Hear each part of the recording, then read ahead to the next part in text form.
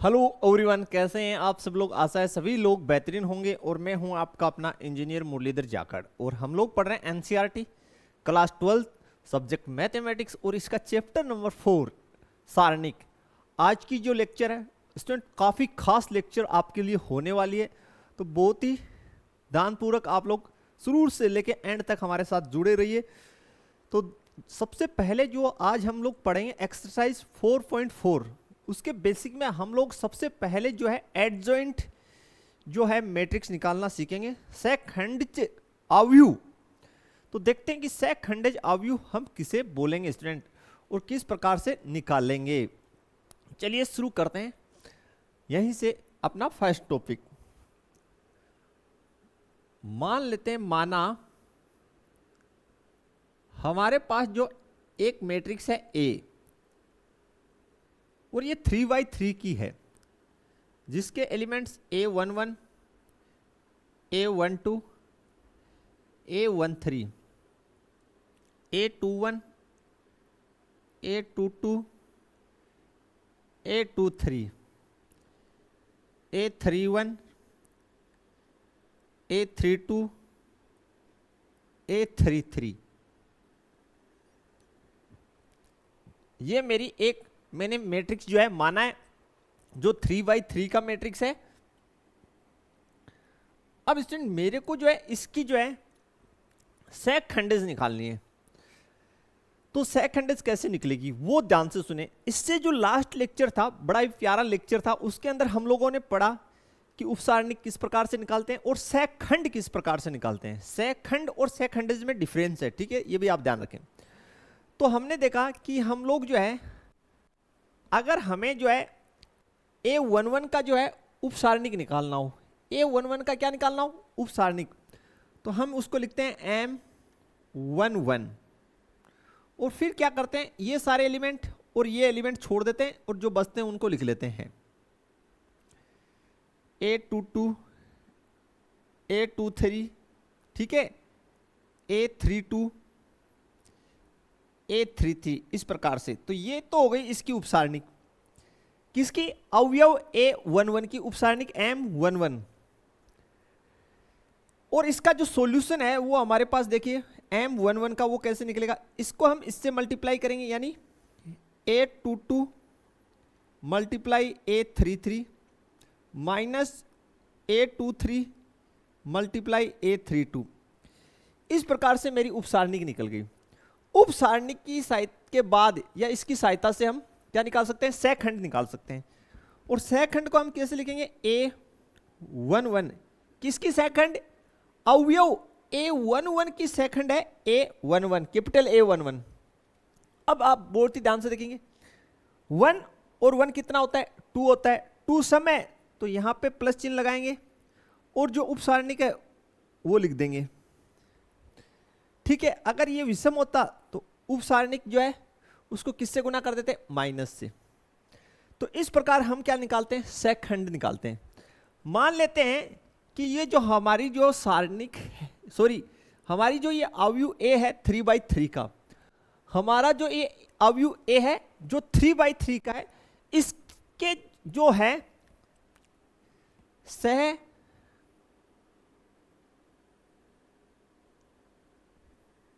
खंडों की अवयव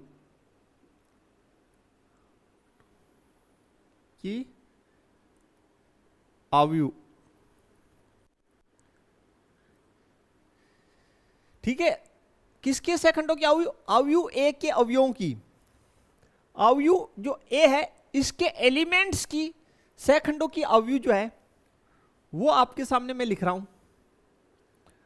वो हमारी बनेगी A11, A12, A13, A21, A22, A23, A31,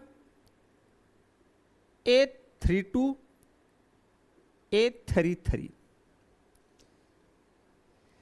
ये हो गई अवयव जो ए हमारे पास है उसके सहखंडों की अवयव।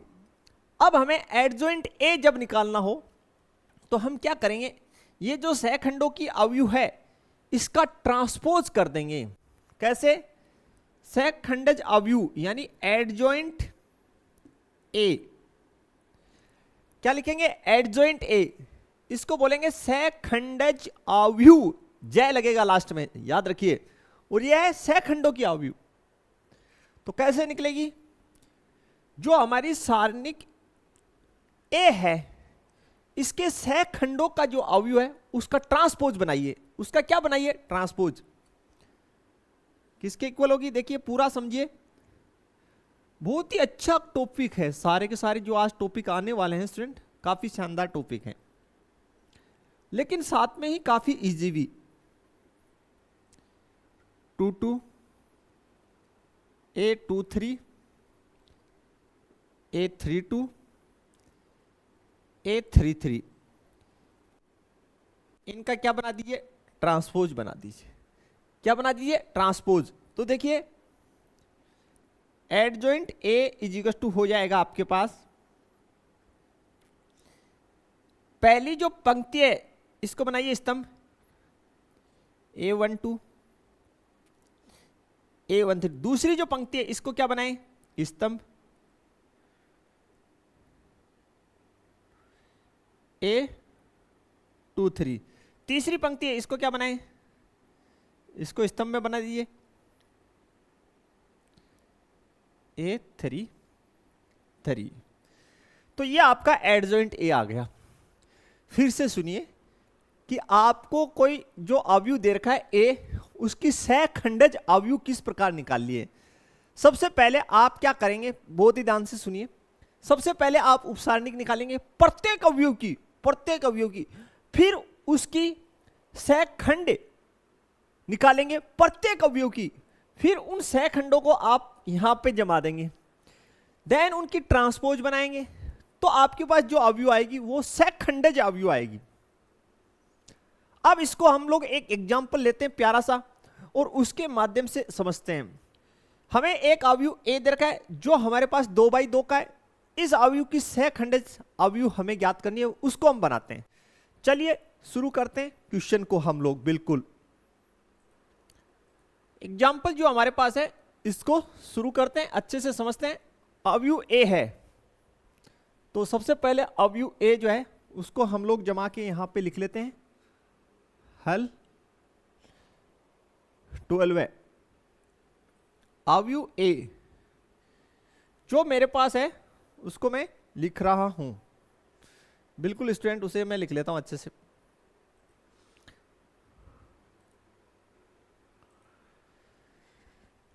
तो लिखते हैं, ये हमारे पास है 2 1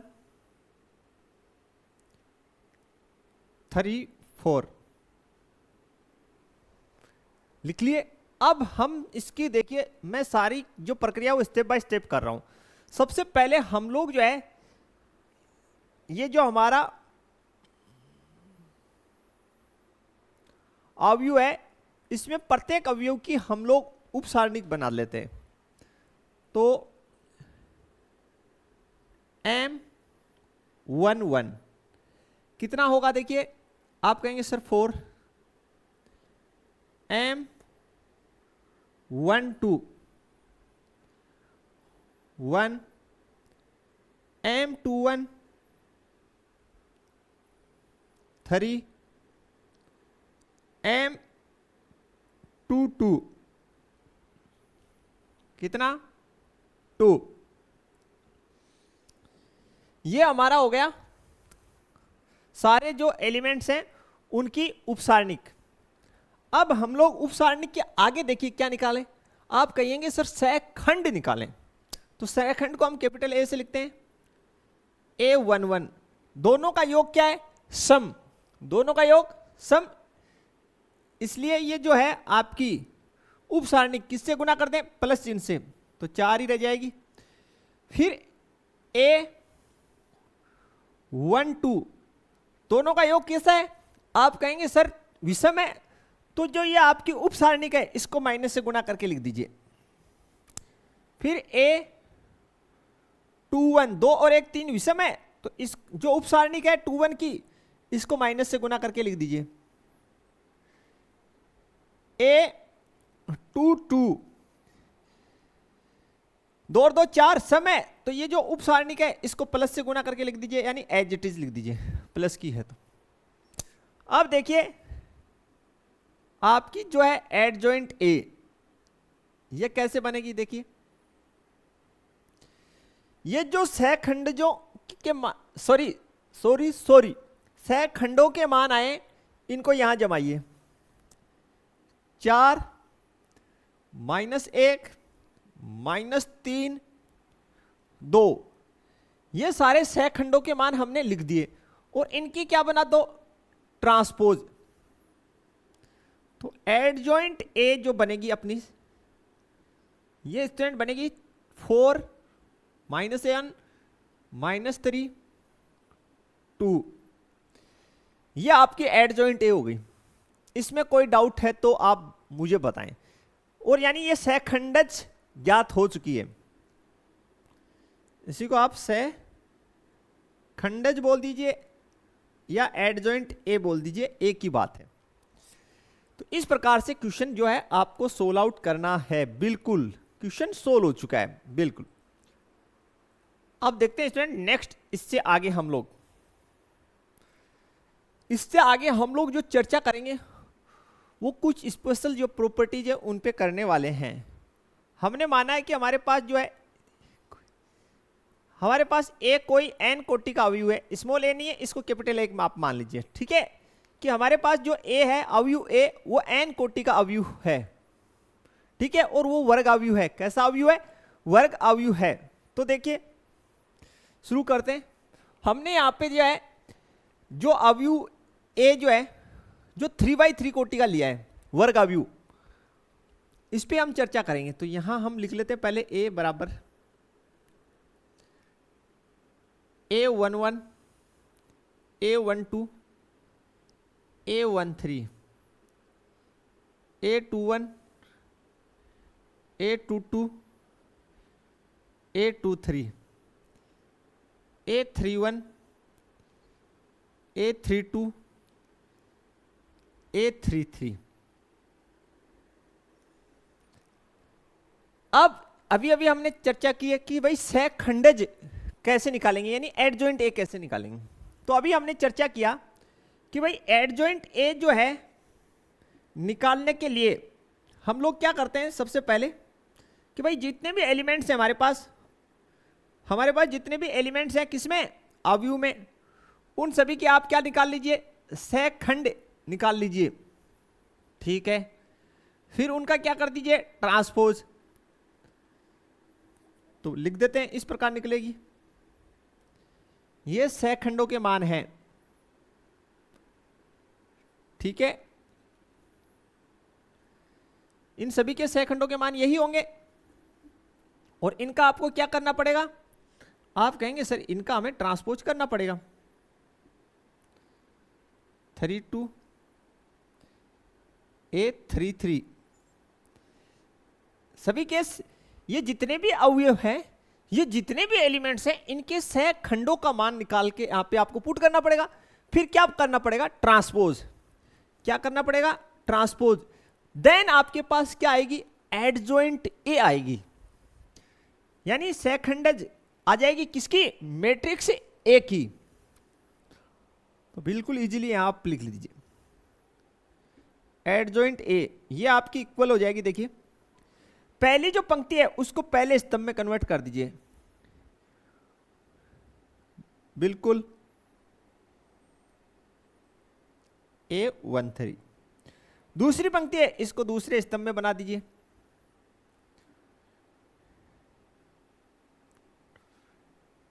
A23। तीसरी पंक्ति है इसको भी स्तंभ बना दीजिए,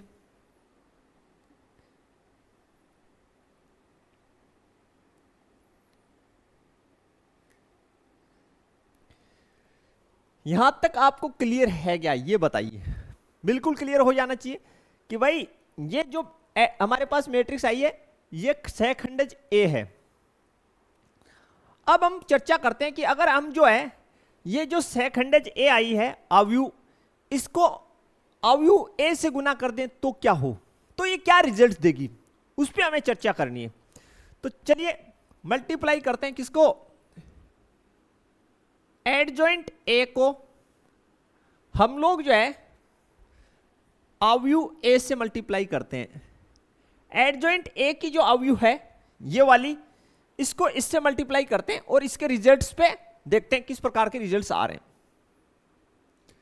तो A11, A12, A13, A21, A22, A23, A31, A32, A33, ये हमारी एडजॉइंट ए है। इसको हमें मल्टीप्लाई करना है किससे, सारणिक ए से, यानी A11, A12, A13, A21, A22, A23, A31, A32, A33, इससे हमें मल्टीप्लाई करना है। ठीक है स्टूडेंट, तो दो मैट्रिक्सों का गुणा करना हमने भली भांति सीखा है।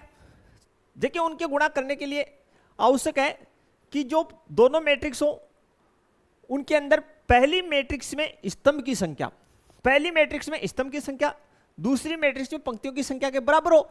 तो इसमें 3 स्तंभ और 3 पंक्ति है तो गुणा तो हो जाएगी, कोई दिक्कत नहीं है। लेकिन गुणा कैसे होगा, पहली पंक्ति को पहले स्तंभ से गुणा करेंगे, पहली पंक्ति को पहले स्तंभ से गुणा करेंगे। ठीक है, इसमें भी कोई दो राय नहीं है। चलिए एडजॉइंट ए मल्टीप्लाई ए, पहली पंक्ति पहला स्तंभ, तो A11 capital A11 plus A21 capital A21, A31 capital A31। समझ गए होंगे, पहली पंक्ति पहला स्तंभ, फिर पहली पंक्ति दूसरा स्तंभ, पहली पंक्ति दूसरा स्तंभ, तो A12,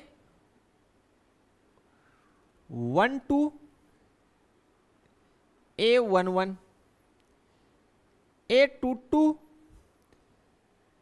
A21, A32, A31। देखिए फिर समझिए इसको इससे,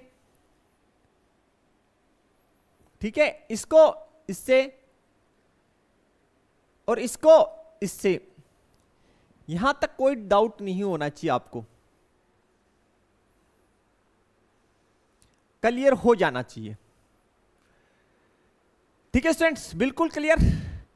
अब आगे देखिए यहां पे नेक्स्ट वन, पहली पंक्ति और ये स्तंभ, पहली पंक्ति और ये स्तंभ, एक और मैं लिखता हूं मल्टीप्लाई करके, तो A11, A13 है, A11, A13 multiply A11, A13 multiply फिर A21 और A23, तो प्लस A23 और सेकंड A21। ठीक है, प्लस A33 कैपिटल A31।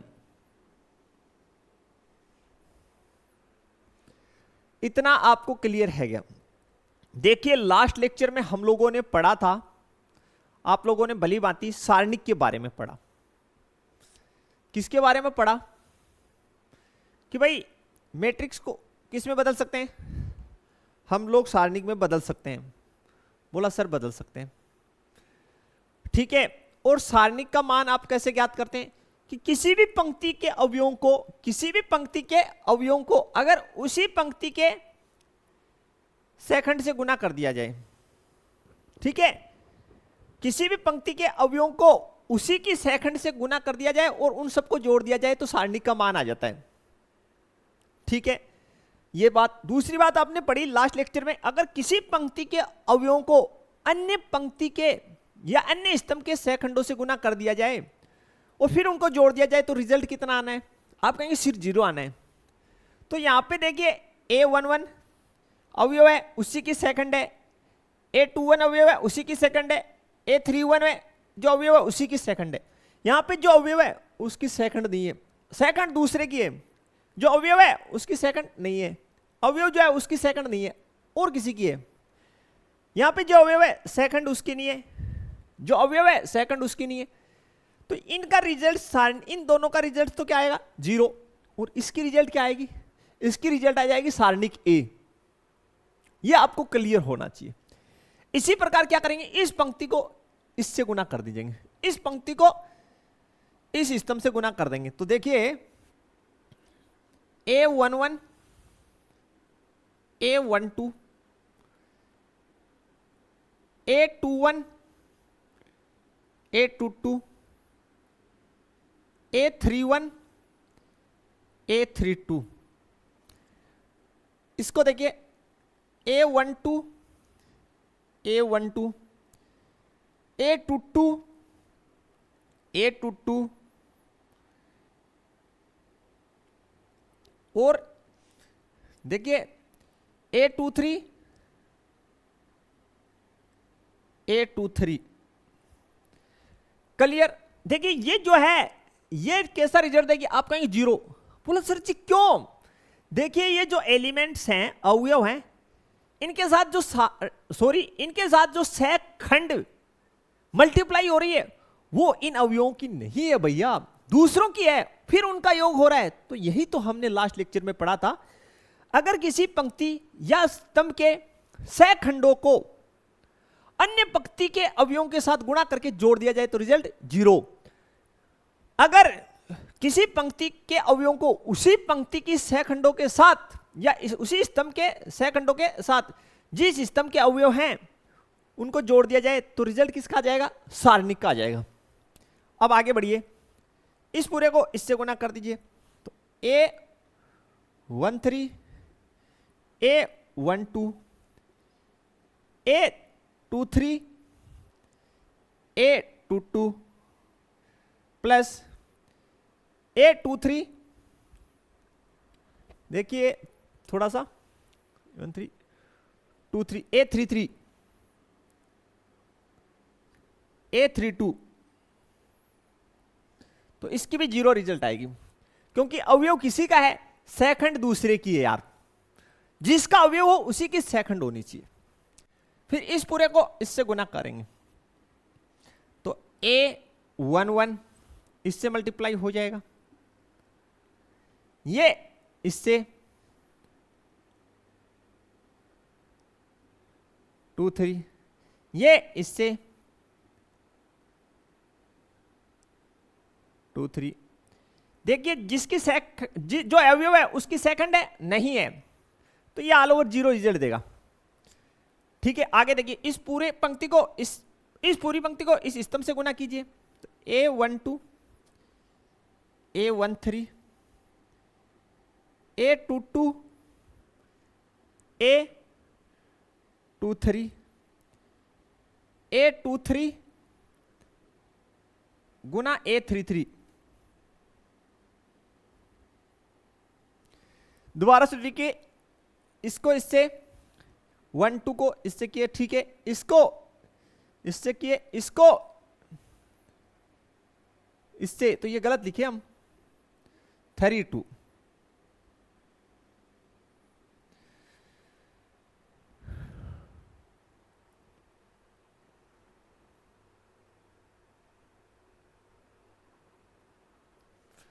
यहां पे भी गलत लिखे हम, इसको इससे किए थे, इसको इससे किए थे, इसको इससे किए थे।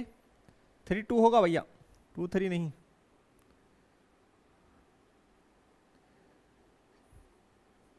(32)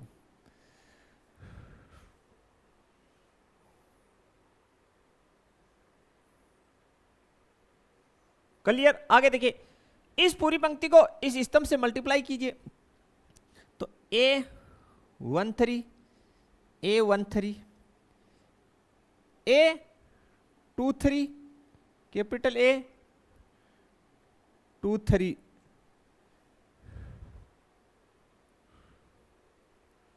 ठीक है।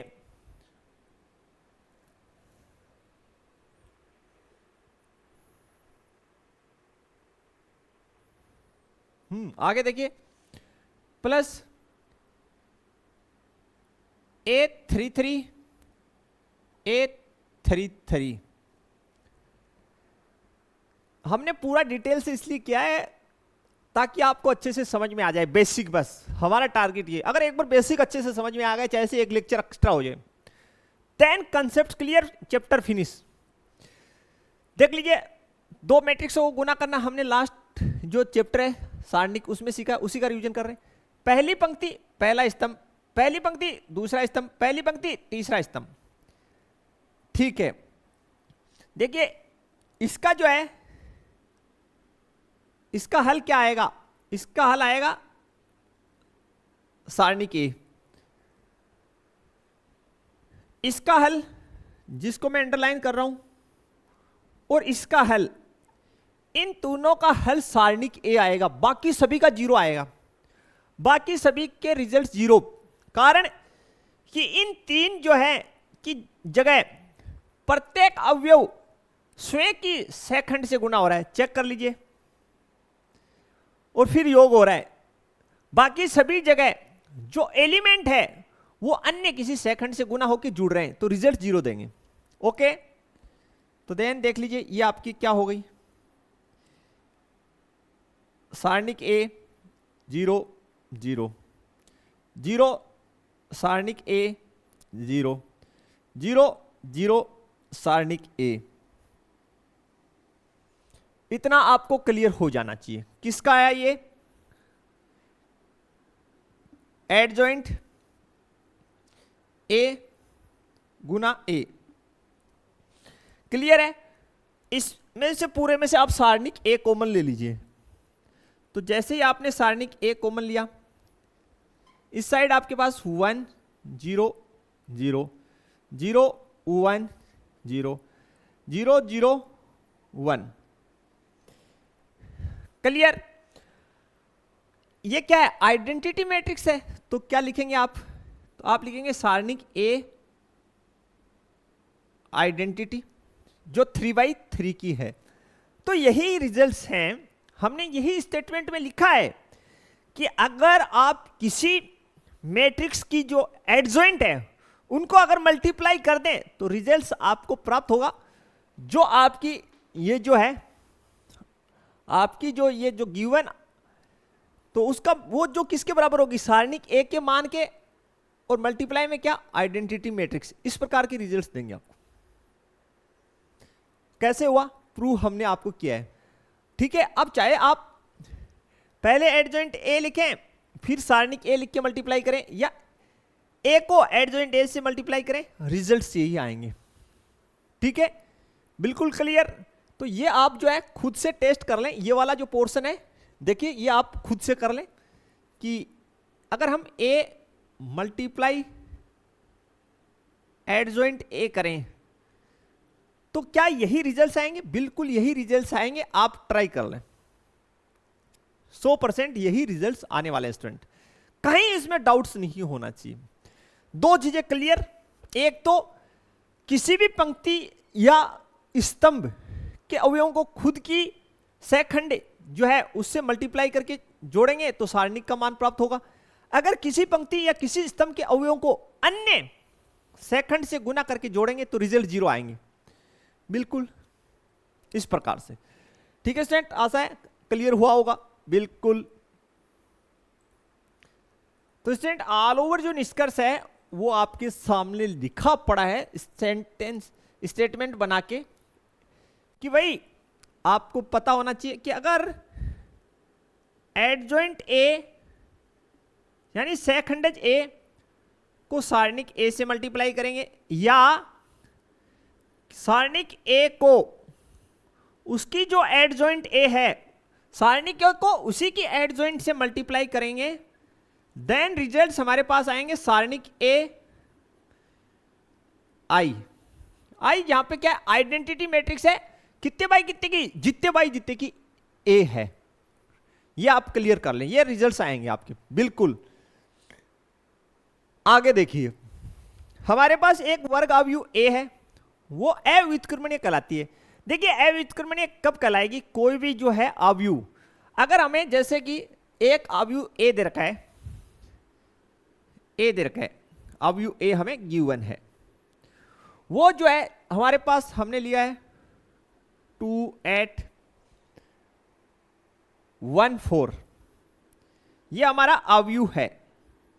देखिए इसको हम सारणिक बना लेते हैं,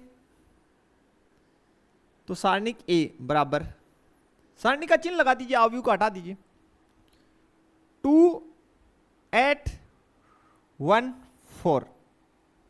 इसकी मान ज्ञात कीजिए, तो इसको पहले इससे मल्टीप्लाई कीजिए, 4 दूनी 8 माइनस 8, कितना रिजल्ट आया 0। अगर किसी अवयु को हम सारणिक में बदल लें और फिर उसकी रिजल्ट निकालें और वो 0 के बराबर आ जाए, किसके बराबर आ जाए, यानी सारणिक का मान जो है आपको क्या प्राप्त हो जाए, 0 प्राप्त हो। कैसा प्राप्त हो, 0 प्राप्त हो, तो वो अव्युत्क्रमणीय अवयु, अव्युत्क्रमणीय कहलाएगी। ऐसे मान के चलिए आप, क्या कहलाएगी, अव्युत्क्रमणीय कहलाएगी। देन वो क्या कहलाएगी, अव्युत्क्रमणीय कहलाएगी।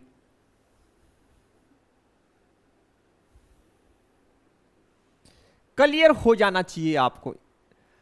अब आप कहेंगे सर व्युत्क्रमणीय कब कहलाएगी, देखिए व्युत्क्रमणीय कोई जो अवयव है वो तब कहलाएगी जब हम जो अवयव है उसको किस में बदल लें, सारणिक में बदल लें और उसकी वैल्यू निकालें, और वो जो है सारणिक का मान जो है हमारे पास, सारणिक ए का मान वो नॉट इक्वल टू 0 आ जाए। नॉट इक्वल टू कितना आ जाए, 0। देखिए एक वर्ग अवयु व्युत्क्रमणीय कहलाती है। अव्युत्क्रमणीय तो कब कहलाएगी, जब सारणिक का मान 0 के बराबर, और व्युत्क्रमणीय कब कहलाएगी, जब सारणिक का मान 0 के बराबर नहीं आए। तो देखिए हमारे पास सबसे पहले सारणिक जो अवयु ए दे रखा है उसका सारणिक बना लेंगे हम। पहले अवयु ए लिखिए 1 3 2 4, ये अवयु ए है, इसकी सारणिक बना लेते हैं। तो सारणिक का चिन्ह लगा दीजिए, 1 2 3 4, सोल्व कर लीजिए। 4 माइनस 6 कितना, -2, यानी सारणिक ए का मान जो है 0 के बराबर नहीं आ रहा। तो इस स्थिति में जो है सारणिक क्या कहलाएगी, हमारा व्युत्क्रमणीय कहलाएगा। क्या कहलाएगा, व्युत्क्रमणीय कहलाएगा, यानी ए जो है वो व्युत्क्रमणीय कहलाएगी। इतना आपको क्लियर होना चाहिए। अगर क्लियर है तो हम आगे बढ़ते हैं स्टूडेंट। एक छोटी सी प्यारी सी बात हमने और लिखी है कि यदि हमारे पास दो अवयव हों, एक ए है और बी है, दोनों ही समान कोटि के वर्ग अवयव हैं, ठीक है, पहली बात, दोनों ही समान कोटि के क्या हैं, वर्ग अवयव हैं। और यदि ए और बी क्या हो, व्युत्क्रमणीय हो, क्या हो भैया, व्युत्क्रमणीय हो, तो उस स्थिति में जो दोनों के गुणनफल से बनने वाली जो अवयव है ए बी और बी ए, ये दोनों भी क्या होंगी, व्युत्क्रमणीय होंगी। क्या होंगी, व्युत्क्रमणीय होंगी, और उसी कोटि में व्युत्क्रमणीय होंगी जिसमें ए और बी हमें दे रखी है। बोला सर कोटि क्यों चेंज नहीं होगी, भैया कोटि इसलिए नहीं चेंज होगी कि ए और बी दोनों वर्ग अवयव हैं और समान कोटि के वर्ग अवयव हैं। क्लियर, ये आपको क्लियर हो जाना चाहिए। फिर सुन लीजिए, अगर आपके पास ए और बी दो अवयव हैं, दोनों के दोनों वर्ग अवयव हैं, कोटियां दोनों की समान है, और अगर ए और बी क्या है, व्युत्क्रमणीय हैं, क्या है, व्युत्क्रमणीय, तो दोनों के गुणनफल से बनने वाली जो मैट्रिक्स है ए बी और बी ए, वो भी व्युत्क्रमणीय अवयव होंगी। ये आपको अच्छे से पता होना चाहिए। देखिए थोड़ी सी चीजें और 1 बाय 1 आगे बढ़ रही है। बिल्कुल एक प्यारी सी बात और हमारे सामने निकल के आ रही है। यही बेसिक चीजें हमें अच्छे से याद होनी चाहिए, सारी की सारी। आप नोट्स जो अपने बना रहे हैं अभ्यास पुस्तिका में, जो भी आपके अभ्यास पुस्तिका जिसमें आप अभ्यास करते हैं उसमें सारे के सारे लिख लीजिए पॉइंट वाइज।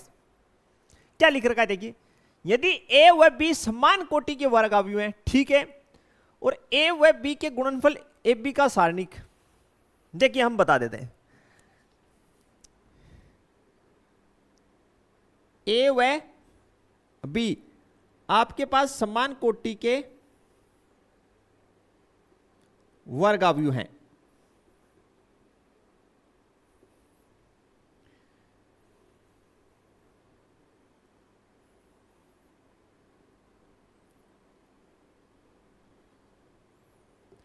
ए व बी क्या है, समान कोटि के वर्गाव्यू हैं, तो ए व बी के गुणनफल से कौन सा सारणिक बनेगा, ए बी सारणिक। तो ए व बी के गुणनफल से बनने वाला जो सारणिक है ए बी, कौन है, ए बी। फिर सुन लीजिए, यदि ए व बी समान कोटि के वर्ग अवयु हैं, तो अवयु ए व बी के गुणनफल से बनने वाली जो सारणिक है वो किसके बराबर होगी, वो क्रम से बराबर होगी सारणिक ए गुना सारणिक बी के मान के, ठीक है, इसके बराबर होगी। ये आपको क्लियर होना चाहिए। ये प्रॉपर्टी अभी हम काम लेंगे इसको, इसलिए आपको अच्छे से पता होनी चाहिए भाई, क्लियर, कि भाई हमारे पास दो अवयव कोई भी हो जिनकी कोटि समान हो, दोनों वर्गावयव हो, अगर हम उन दोनों का गुणनफल कर दें देन उसकी सारणिक बनाएं, तो उसकी जो सारणिक है ए बी सारणिक का जो मान है वो किसके बराबर होगा, सारणिक ए के मान गुना सारणिक बी के मान के बराबर होगा। यह आपका क्लियर है बिल्कुल। अब देखिए आगे, ये बड़ी ही प्यारी चीज है, इसको हम प्रूव करके भी देखेंगे। चर्चा का बिंदु हमने लिख रखा है कि भाई इसको जो है हमें बना के भी देखना है। क्या लिखा है, यदि n कोटि का एक वर्ग अवयव a हो तो ये एक रिजल्ट देता है प्यारा सा, और इस पे बेस्ड क्वेश्चन भी आपके आने। चलिए शुरू करते हैं इसको, इसका प्रूफ भी हम लोग बना लेते हैं स्टूडेंट।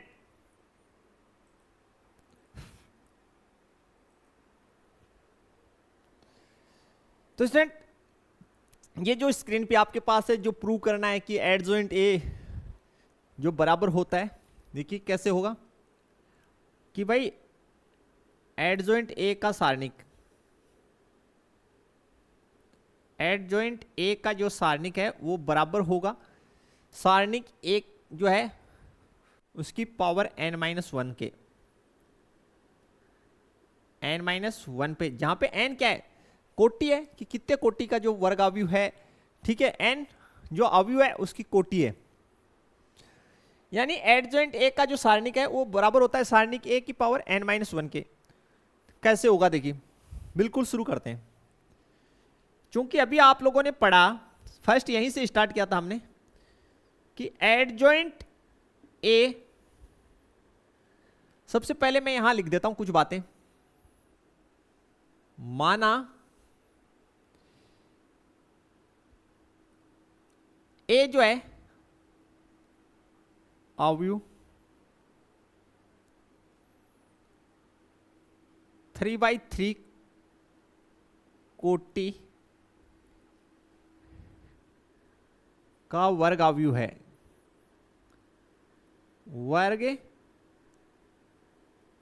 अवयव है, कितने बाई कितने कोटि का मान रहे हैं हम लोग, अवयव ए को 3/3 कोटि का मान रहे हैं। तो अभी हमने स्टार्टिंग में पढ़ा कि एडजॉइंट ए जो अवयव है, एडजॉइंट ए यानी सेकंडेज ए के सेकंडेज, ये जो हमारी अवयव ए है जो वर्ग अवयव है 3/3 कोटि की, इसकी जो सेकंडेज है उसको अगर हम ए से गुना करें तो अभी अभी हमने पढ़ा वो रिजल्ट क्या देंगे, वो आपको रिजल्ट दे रही है सारणिक ए का मान, ठीक है, सारणिक ए का मान गुना आइडेंटिटी मैट्रिक्स। तो जब ए जो है यहां 3/3 कोटि का है तो आइडेंटिटी कितने बाई कितने का होगा, ये आप जानते हैं ना, उससे लिखा है हमने, अभी तो हमने फर्स्ट में पढ़ा। तो देखिए ये भी 3/3 का होगा, ये कितने बाई कितने का, 3/3 का।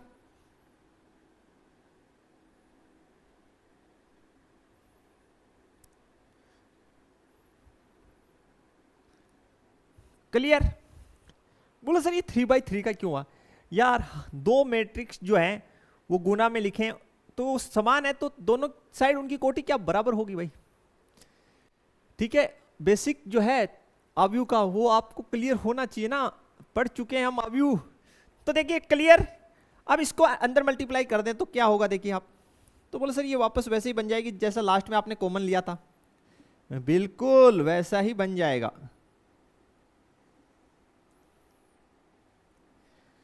जीरो सारणी के, और इस साइड आपके पास एडजॉइंट ए गुना सारणी के, नहीं सॉरी, एडजॉइंट ए गुना अवयव ए बराबर ये सारणिक। अरे यार सारणिक नहीं मुरली सर, अवयव ये बन गया। ठीक है, एडजॉइंट ए का अवयव गुना ए, यानी सेखंडो जो ए के सेखंड जो की अवयव गुना ए बराबर ये वाली अवयव। अब स्टूडेंट अगर हम क्या करें, दोनों साइड जो है सारणिक ले लें, दोनों और क्या ले लें, सारणिक ले लें, और सारणिक लेने पर हम दोनों और सारणिक ले लें, तो देखिए इसको कैसे लिखेंगे, इसको हम ऐसे लिखेंगे सारणिक एडजॉइंट ए गुना ए। ठीक है, इतना आपको क्लियर हो जाना चाहिए, बराबर सारणिक ए 0 0 0,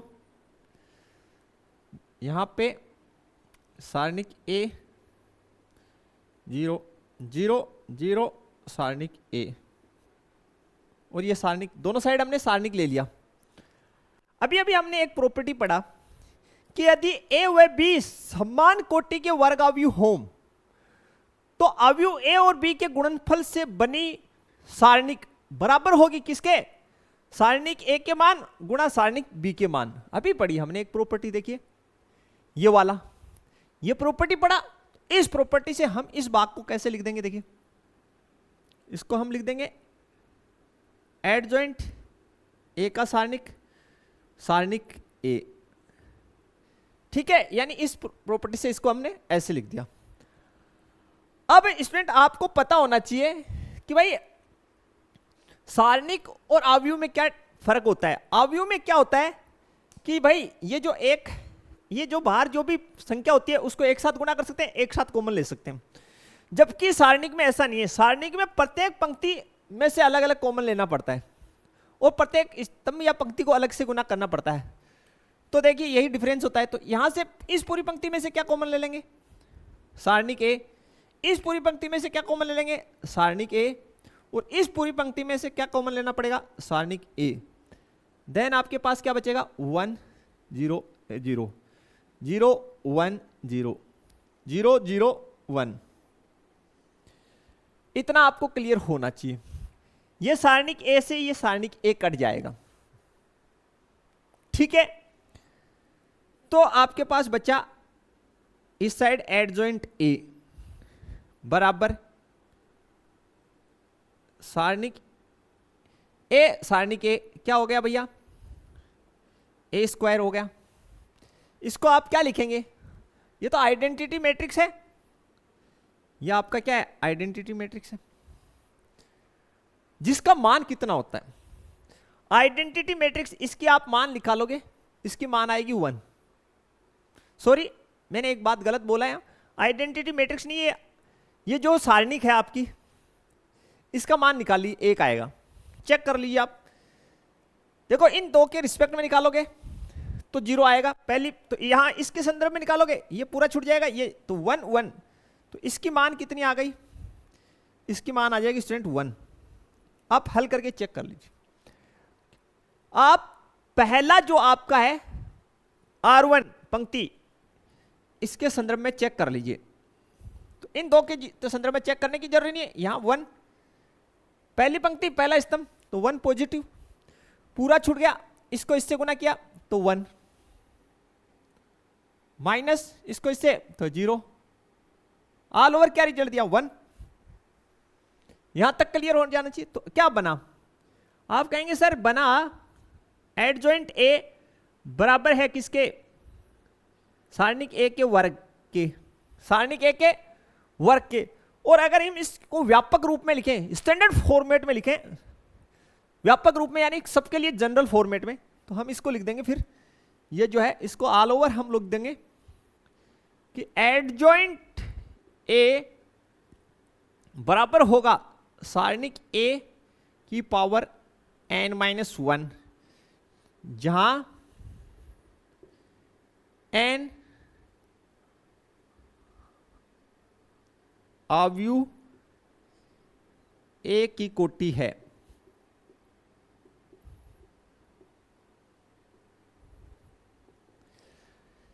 ए की कोटि है। तो ये जो है ये आपको अच्छे से याद होना चाहिए सारा का सारा, बिल्कुल।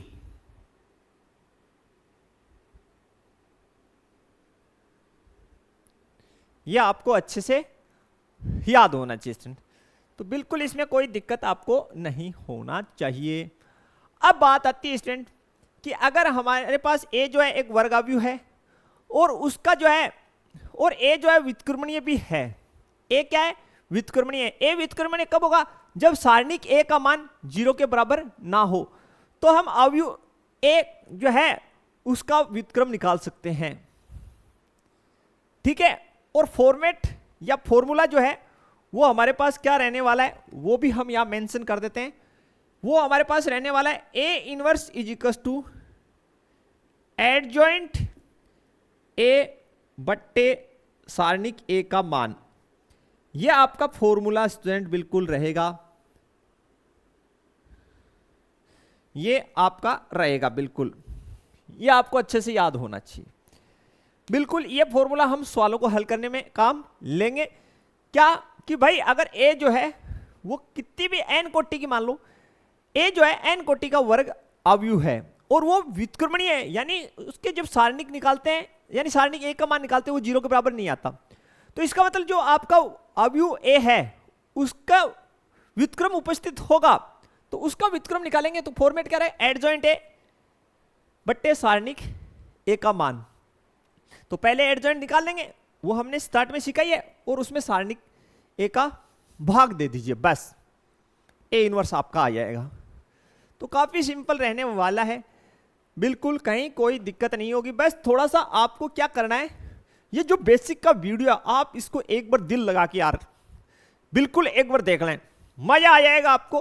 पर्सनली आप ये सोचेंगे यहीं फिनिश हो जाएगी, सर से करवाने की आवश्यकता नहीं है, मैं इसको खुद से कर डालता हूं, आपको इतना अलग से जोश होगा बिल्कुल। हाँ, तो स्टूडेंट क्लियर है, आज की ये जो बेसिक थी, ये बेसिक का ही लेक्चर रहा आज हमने रखा है। तो आशा करते हैं आपको सभी कंसेप्ट क्लियर हुए होंगे। अगर किसी कंसेप्ट में दिक्कत है तो पूरी वीडियो को आप एक बार से रिपीट करके देखिए, और फिर भी समस्या हो तो मेरे व्हाट्सएप नंबर है, इन पे आप संपर्क कर सकते हैं। वीडियो जो अपने फ्रेंड सर्कल में ज़्यादा से ज़्यादा शेयर कर दीजिए। मिलते हैं इससे नेक्स्ट लेक्चर में इसके एग्जाम्पल्स के साथ, तब तक के लिए थैंक्स, धन्यवाद, जय हिंद, जय भारत स्टूडेंट्स।